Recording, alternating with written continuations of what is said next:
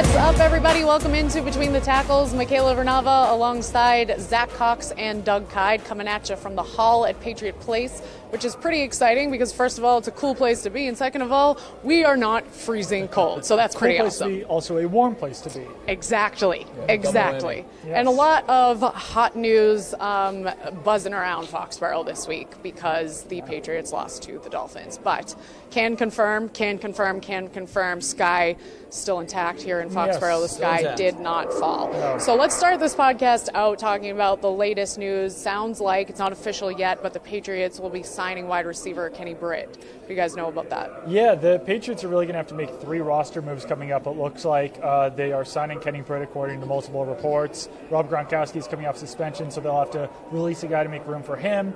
And our friend Nora Princiati of the Boston Globe reported that Ricky Jean-Francois is going to be coming back on board with the Patriots. That's probably related to the knee injury that Alan Branch suffered. So a lot of things happening down the pike. We'll see 2 releases today. One of those is going to be Jonathan Freeney, according to multiple reports. We'll just kind of have to see what the other one is, whether that's, Bernard Reedy, whether it's Gino Grissom, whether it's, I guess it could be Philip Dorsett, given the Britt news. But as far as Britt goes, it's just another big body wide receiver that the Patriots are bringing in to try to help out their offense. I'm on board with this. I didn't think that the wide receivers played very well against the Miami Dolphins. I don't think that Kenny Britt's going to be stealing snaps from Brandon Cooks or anything, but maybe he can spell Danny Amendola a little bit. Maybe he'll spell Chris Hogan a little bit as he continues to recover from that shoulder injury.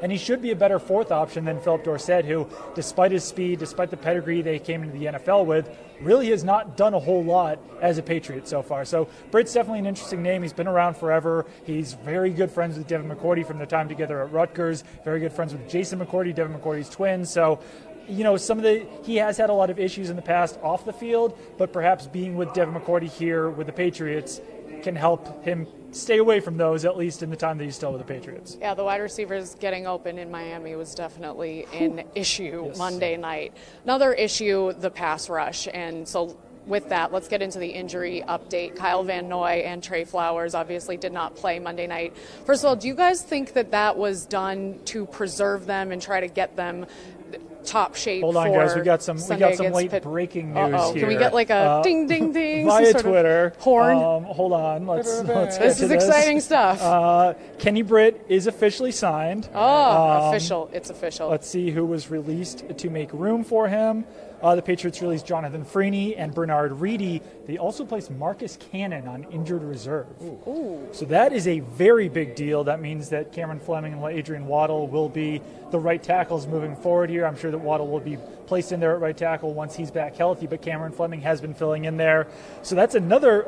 They also re-signed Ricky Jean-Francois, so that one's official as well. So Freeney, Reedy, Cannon on IR, brought in Britt and Jean-Francois, and then, like I said, they will have to make a move for Rob Gronkowski at some point as well. Way to be on top of things, Doug. That was Marcus great. Cannon is a big loss there. I mean, he's a guy who was a second-team All-Pro last season. Yeah. Really kind of the whipping boy throughout most of his Patriots career. Yeah. Was probably their best offensive lineman last year. Played very well early this season. But, yeah, I guess it's not all that surprising when you look at it, considering we haven't seen him on the field in a month and a half. Right. But yeah, now you've got Adrian Waddle, who has been banged up too, and Cameron Fleming that have to kind of hold down the fort at that right tackle spot. So that's definitely a big loss. And then we'll see what Jean-Francois can bring in this stint. He was obviously with the Patriots last month.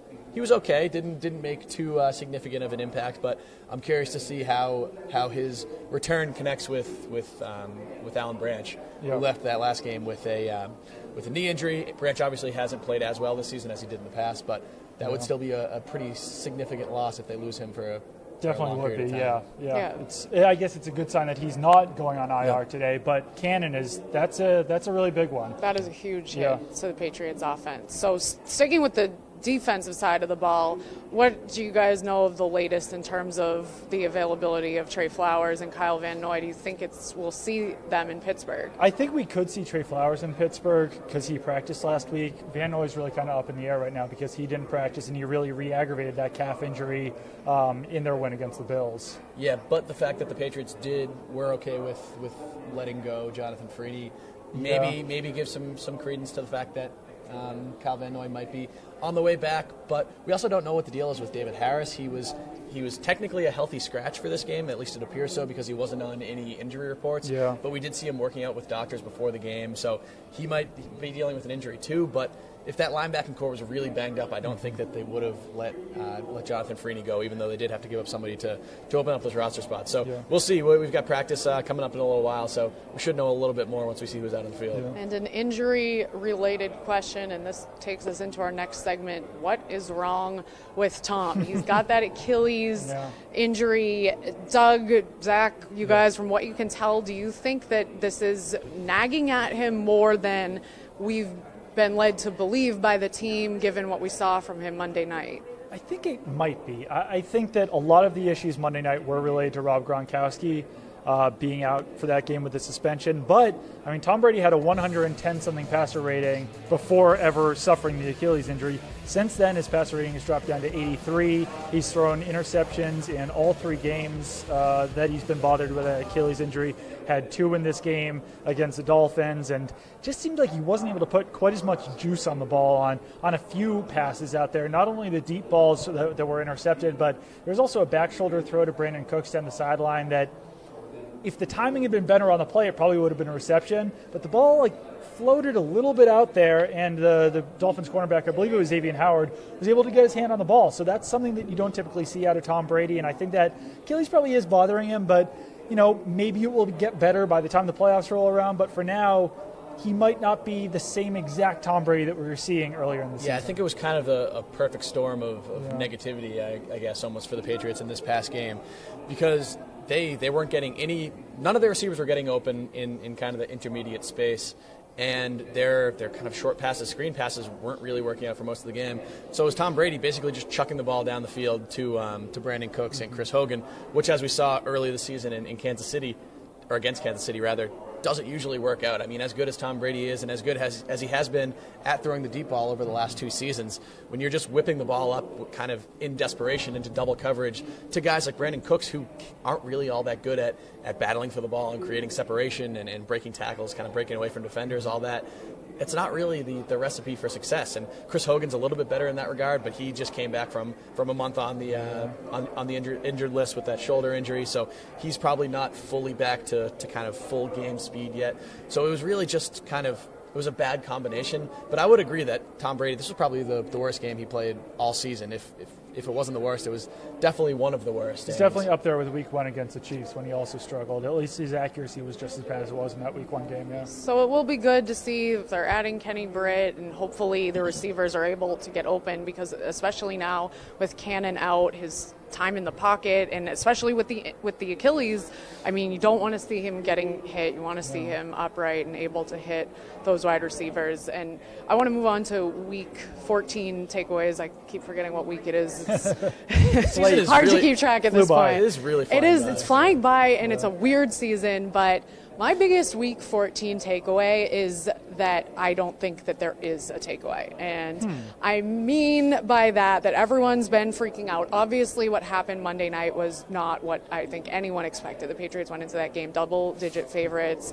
They are going against a Jay Cutler quarterbacked team. But the reason I say that there isn't a takeaway from that game, we talk about litmus tests all the time, what we can infer from a certain game in terms of the rest of the season for the Pats. But the fact that this happens every year, I went back and looked at the past 5 seasons. The Patriots have won 1 game in Miami. That was last season when the Dolphins were led by Matt Moore.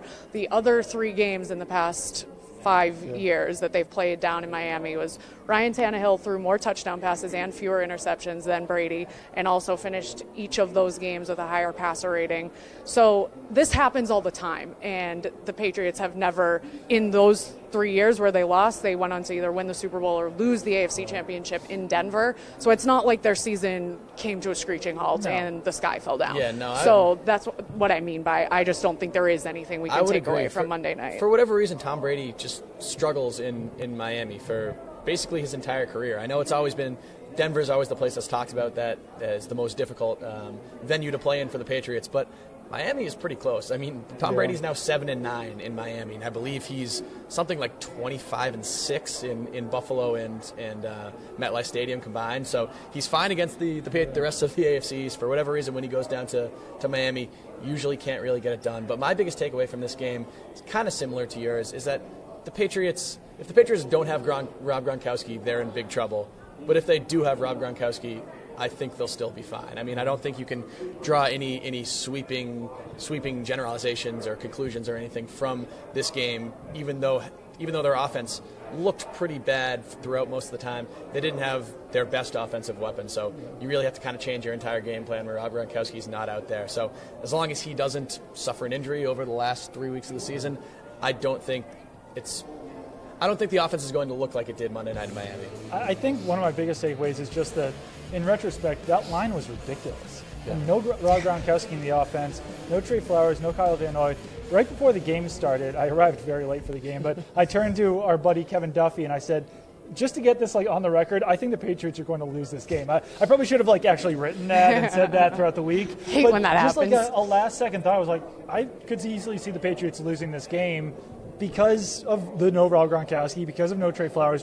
Just dropped my phone. My buddy Andre's going to go pick it up for me. Thank you very much. Thank you, Andre, because we don't want to miss any more news. I don't want to see more breaks. breaking news in here. My other takeaway is that Brandon Cooks, it's been a scattershot season for him. I mean, if you had asked Patriots fans after the first Dolphins game, what do you think of Brandon Cooks? Everyone would have been raving, because over the last 3 games at that point, he had 300 yards, he'd had 2 or 3 touchdowns, he had 18 receptions. He had a very good 3-game stretch. Last 2 games have not been nearly as good for him. He was targeted 7 times in this game. He caught 1 pass for 38 yards. I think we saw a lot of the limitations in his game. He's not great on contested passes, not great on yards after the catch. He's a guy who does his best work when he's running very fast down the field. More than half of his yards this season have come on passes of 20 yards or more. And obviously there's a great value to have that player in your offense, but I think that moving forward, you need to see more out of Brandon Cooks before the Patriots are going to be willing to pay this guy as a legitimate number 1 receiver. Because if Rob Gronkowski's out of your offense, and you can't count on Brandon Cooks to kind of step up his game and be, I guess, the Julian Edelman in that situation, because year after year we've seen that if the Patriots lose one of Gronk or Edelman, if it's only one of them, they're still fine. If they lose both of them, then the offense completely changes. We've seen it twice this year against the Bucs and on Monday night against the Dolphins. But when you've got a guy like Brandon Cooks in your offense, that should be enough to make the offense continue to click. And we really saw on Monday night that was not the case, and that you might not be able to depend on that player to be that guy moving forward. So I would just like to see a little bit more from him at this point. Moving forward, he's been a little bit one-dimensional. He's been very limited. And I think that, I don't know. I mean, I still think that he was worth bringing in for the first-round pick. I have no problem with the trade that they made, but I don't think that he's a guy that you're going to be willing to pay $15, $20 million a year as a legitimate number 1 receiver, because I don't think that he is a number 1 receiver, at least in this offense. That's a really good point, and I do think that there is untapped potential when it comes to him, certainly. So that's something to definitely keep an eye on. And, I mean, I'm the one that was hitting the panic button in terms of my prediction for the Patriots at the beginning of the season, and I'm the one that's now saying I'm not panicking because of the bloodbath that went down in Miami on Monday night. And a lot of that, though, has to do with just the landscape of the NFL right now, and given all the stuff that's happened to so many other teams. I mean, even if Cooks doesn't pick it up and fulfill that potential, I don't see many teams who can stop the Patriots. I do still potentially see them probably, I guess, going to the Super Bowl. I mean, one team that could stop them, of course, is the Steelers. So this Sunday will be a big game. So let's get into the matchups and what you guys think that we will see on Sunday. Yeah, I mean, to that last point, I'm actually seeing a little bit more parity in the AFC of late. I don't know if that's just an overreaction to this last Patriots game, which I just said you can't really take anything away from. So maybe I'm talking out of both sides of my mouth right now. But it does seem like there's no overwhelming favorite in the AFC or really in the NFL at all right now. The Patriots, I mean, I do believe that they'll beat the Steelers this weekend, and I do believe that they'll go into the playoffs as that number 1 seed.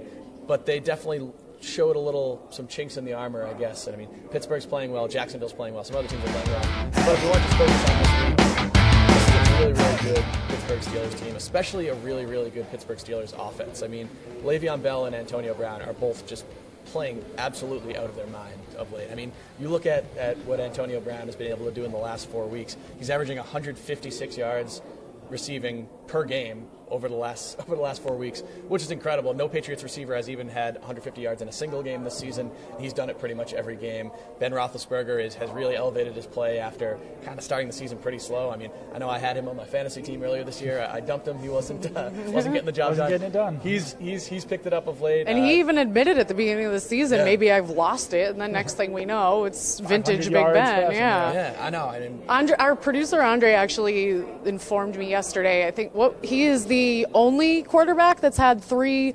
500-plus games in his career, Roethlisberger, which is an interesting. The latest of which just came the other night against the Ravens in that wild Sunday night game. And you got Le'Veon Bell, who's leading the league in rushing and all-purpose yards. I still have some concerns about that defense, especially now. I mean, even when Ryan Shazier was in there and healthy, so of course we're hoping him a good recovery from that frightening injury he had a couple weeks back. Even when he was in there, that defense still had some flaws, had some cracks, but they're very good at getting the passer, which obviously is the way to beat the Patriots, is to fluster Tom Brady, hit Tom Brady, especially if he is kind of not at 100%. But I don't know. I think it's going to be a good game. I'm still pretty confident that the Patriots will win. I mean, even coming into these past 2 weeks, if you had to ask me which game the Patriots were more likely to lose, the Dolphins game or the Steelers game, I think I would have said the Dolphins game. I honestly agree with that, yeah. But so I still have confidence in them going into this game, but I think it's going to be a good game. I mean, it's one of the biggest regular season games I think recent memory. One of my biggest takeaways from this past week, because I actually was able to watch a decent amount of games with the Patriots playing on Monday, and this relates to the Steelers, is that the 2016 Patriots would absolutely smoke the NFL right now. Yeah. The team who wins the Super Bowl this year is going to be so much worse than last year's default, Patriots team. you know? And so much worse than last year's Falcons team, too, quite frankly, just because of the amount of injuries that are piling up around the NFL when you've got Carson Wentz out, when you've got Case Keenum leading the Vikings, when you've got Ryan Shazier out for the Pittsburgh Steelers, when you've got, all of the injuries the Patriots have faced this season, with Edelman out and Marcus Cannon out now and Dante Hightower. Last year's Patriots team is way better than any team will come out of the NFL this year. But that definitely relates to the Steelers because they let up 38 points. Was that 38 points to the Baltimore Ravens? So, I mean, what are the Patriots going to do? They should have lost about 4 of their last 5 games. Yeah, absolutely. They've been keeping it close against all of these teams. There were multiple times during that Ravens game where it was like, well, it looks like the Ravens are going to win. And then it was like, maybe the Steelers can sneak back in. But that was really more due to the Ravens' ineptitude than it was the Steelers. So I think that they definitely showed some flaws. Like you were saying about Ryan Shazier, that defense will not be the same without Ryan Shazier in there because he was a legitimate Defensive Player of the Year candidate before he suffered the back injury. He said certainly hoping that his recovery goes well and that he can play football again, but that's not going to happen this year. So they have to prepare without him. They brought Sean Spence off the street to basically fill in his role. It's not great there for the Steelers right now. So they are kind of dealing with some of the same issues the Patriots are. But while the Patriots struggled on offense in Week 14, they're getting Rob Gronkowski back. The Steelers are not getting Ryan Shazier back. So some of those issues that we saw in their defense could continue for the rest of the season now. I think that the key to this game for the Patriots is going to be their offense exploiting the Steelers' defense and eliminate Monday night's game just mentally. I look at it as an outlier because I don't think the Patriots defense was nearly as good Monday night as it has been in recent weeks. Since the beginning of the season where they struggled, they have really picked it up. And I think if you look statistically at the Steelers defense right now, it is statistically the season as a whole better than the Patriots defense, but the Patriots defense has been on the rise minus Monday night.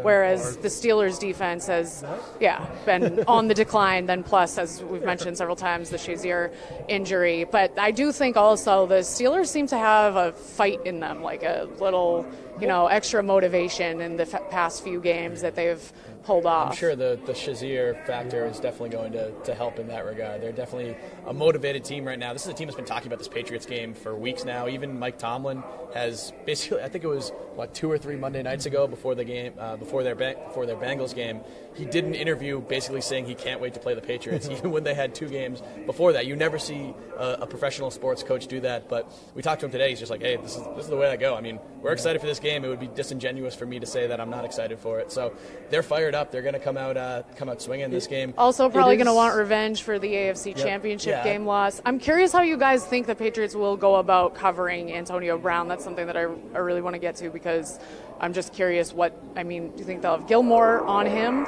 I doubt it. I think it probably will be Butler with help. I think they'll probably double cover him. I was going to say, just on the Mike Tomlin looking forward thing, it's kind of ironic that the Patriots are always so set on their next opponent. Right. They're the ones who just lost. Yeah. The Steelers won, and they were the ones looking forward to the Patriots. They were the one trap game and everything. Patriots are the ones that they said they were going to prepare like the Dolphins, like they had never played them before, and they lost that game. So I think that is kind of ironic. But, yeah, I do think it would be double coverage against Antonio Brown, just all hands on deck against that guy. I think that you almost want to sell out to stop him even more than Le'Veon Bell, just because of all of the big play potential with Antonio Brown. You don't want to have him going off for 60-yard catches or anything. But I don't know. I mean, Le'Veon Bell's a big issue as well, because they might not have Alan Branch in this game. The Patriots' run defense really has not been great this season overall, I would say. Yeah, especially, in the last game they allowed 170 all-purpose yards to Kenyon Drake, who is obviously not anywhere close to Le'Veon Bell level of play. And Bell's a guy, like Drake did the other night, who can kind of impact you both with the running game and through the passing game. So he's going to be a tremendous. It's very hard to stop one of Brown or Bell. Trying to shut them both down, I think, is unrealistic. I think one of them is going to probably have a pretty good game if you can just limit it to that. And like you said, I do think they're better off trying to shut down Antonio Brown and letting Le'Veon Bell beat them. I mean, he can definitely beat them by himself, but it is a little bit harder for a running back to kind of do that in today's NFL. And I think the biggest thing about this week is that it will potentially really affect the Patriots for the rest of the year. If it's they a don't must-win win. game. Yeah, and I think we'll see playoff type of intensity out there from both teams. Yeah. It's just crazy to think if they don't win it, the possibility of, it is possible they could end up as the 3rd seed, depending on they can come out the of this Jaguars weekend do. as the 3rd seed in the NFL and have the Jaguars control their own destiny throughout the rest of the season. And then the Patriots are in a situation where they need other teams to lose to kind of sneak up. And they haven't played a wild card playoff game since 2009. They haven't played a road playoff game that's not in the AFC Championship game since 2006, I believe. It's crazy. So that would be uncharted waters for the Patriots. Obviously, that's kind of looking down the line a little bit, but yeah, like you said, must-win game, which is something we wouldn't have really said a week ago, even though it looked all season like this game was probably going to decide home field advantage. But for a while, it did look like whoever loses is still going to get the number 2 seed. Now, that might not be the case. If the Patriots did, and I know this is looking ahead, but just a real quick prediction, if they did end up having to play the title game in Pittsburgh, how do you think they'd fare? I think it's hard to say. It's hard to say. Reaction. It's not like they've had great struggles in Pittsburgh in the past. They've lost some games in Pittsburgh. They've also won big games in Pittsburgh. I think it goes without saying that it would be to their benefit to play that game at home. But yeah, it wouldn't be a deal breaker or anything. But I think they just want to. They want to do everything they can to sell out for that number 1 seed, because we've seen them not do that in years past and have it kind of come back and bite them in the butt. All right, well, Sunday will certainly be interesting, and also interesting. Social media reaction on Monday night from fans and media members alike. So let's dive into our social sack. This tweet is from Mark Sessler, who, let me just read this. The year is 2076. A tattered diary is discovered below smashed bricks and apocalyptic haze. Dateline, 12/11/17. The entry, Jay Cutler is balling out tonight. This is all very dramatic. Yes. Goes on to say that this Patriots fans are given a glimpse of the bone black future, calls massholes self-absorbed, vicariously seeing themselves as mini Belichicks in workplace and life. Awaken to an Earth reality where New England gets throttled weekly and you must survive. Wow. And goes on to say Patriots fans aren't comfortable losing games in December, which is true, but let's ponder how that might feel for the most dangerously self-entitled, self-absorbed fan base on the orb. How will they endure? Will they hang? Just seems a little extreme. It's hard to tell how much of that is satire. I think it has to be, right? I would assume that it is. Yeah. But yeah, I mean, he's not totally wrong. We saw a lot of Patriots hysteria kind of Monday night. I mean, I don't know. I guess it happens when your team wins every season. Then you kind of, as a fan, become I don't know, not accepting of anything other than that. Right. But some people just have to calm down. I mean, everybody was expecting them to lose a game at some point before the end of the season. At least I was. Most people I've talked to have. You lost a game in a stadium you always lose in without your number one tight end and arguably probably your second best offensive player, and with basically guys I as a reporter had never heard of 2 weeks ago playing on your defense. It's not the biggest deal in the world. People need to relax. Yeah, definitely need to relax because, I mean, this team is going to bounce back. Guys are going to come back. I know that we were expecting Marcus Cannon to come back, but at some point, Trey Flowers, Kyle Van Noy, Rob Gronkowski's going to be back this week. Things will turn around. And Patriots fans are they're one extreme or the other. They're either saying that the team is screwed and the team is terrible now because they lost, or they're saying, why are you even talking about this loss? It doesn't matter because Rob Gronkowski was there. So it's not a lot of nuance. The thing that does surprise me is the fact that it's not only that they have these fluke losses every season, like the random loss they had a few years ago in Philadelphia against Chip Kelly. Right. Weird stuff happens and they do fine. But the fact that they lose pretty much every year at Miami and still are fine. We just said they haven't played in the wild card since 2009. Yeah. Like that should be enough to tell you, okay, you don't need to freak out. But I also get it. I feel like just from a logic standpoint, the rest of the country is like, oh, Patriots fans are freaking out. You have one loss. What do you think it feels like to be a Browns fan? But it's like with high expectations and high potential comes greater disappointment. I feel like at this point in the season, how engaged really are Browns fans? You kind of are expecting your team to lose. If they win, great, you're really happy.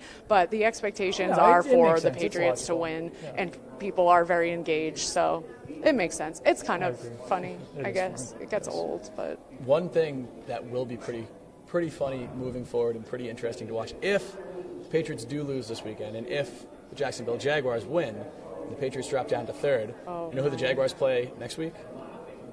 Jimmy Garoppolo and the San Francisco 49ers. So the Patriots could be looking for Jimmy Garoppolo to beat the Jacksonville Jaguars and save them their first round playoff very bye. Interesting. I like that. That is very interesting. Something to watch if that's how it transpires this weekend. So I actually feel like the NFL's really heating up now. For a while, I felt like it was kind of not as interesting as it usually is. Meanwhile, the Jaguars will be relying on what seems to be Nathan Peterman and Bryce Petty to save them from the number 3 seed. Maybe even Joe Webb. Who knows? Maybe Joe Webb. Maybe Christian Hackenberg.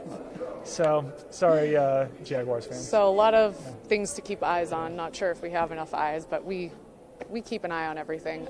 So with that, we need to wrap because we need to get out to practice. Thanks for watching, and we will be right back at you next week. See you later.